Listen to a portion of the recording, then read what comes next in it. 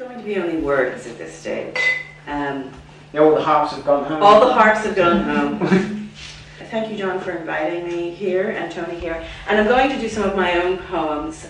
I have a very profound love of the environment and of this wonderful natural environment that we live in here. As a woman poet, it was very interesting. When I was at university in the 1970s, it was very difficult to find anthologies of women's poetry. They just weren't published. And you would open up ordinary anthologies, and you'd be lucky if there was one woman in there. But there were lots of women who were writing poems. And so I'm going to do some nature poetry. I'm going to do some poetry about goddesses and heroines. I'm kind of following the pattern that Eileen and Andy were mentioning, and then I'll lull you off to sleep. So you'll have a little thoughtfulness, and then you'll have a little happiness, and then you'll have a little bit of lullaby-ishness. So the first poem is called Bog Oak.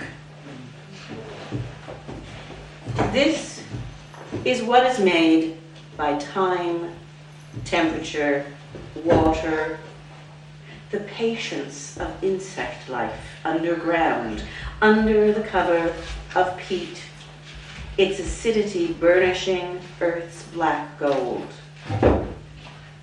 When the man with his mechanical digger exhumed the 3 bog oak logs, prehistory reached up, out, and shook me by the shoulders.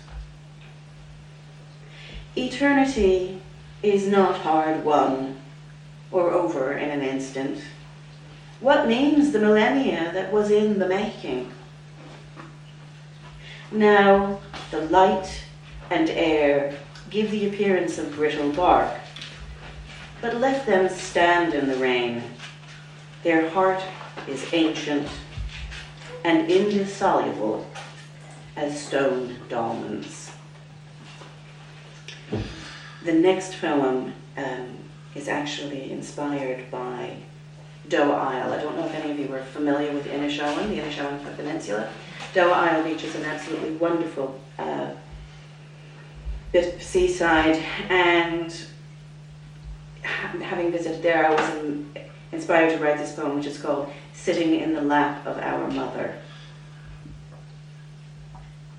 Finding dry sand and rock to support my back, I think that at nearly 50, how long past I've gone from time spent sitting in my mother's lap.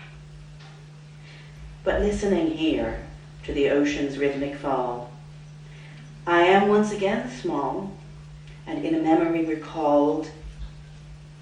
It's a Sunday afternoon, soporific on the sofa. I am listening intently to the gurgles emanating from behind my mother's gurgle.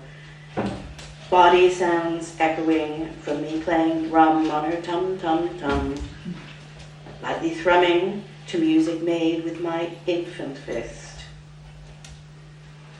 Yet, here on sand, with rock and the tide distant, I know that I've never lost my mother, nor ever could.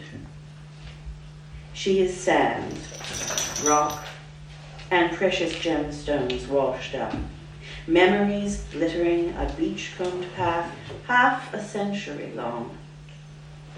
The tide, both a roar and a lullaby. Now I can lie back once again in the lap of my mother and hear her song.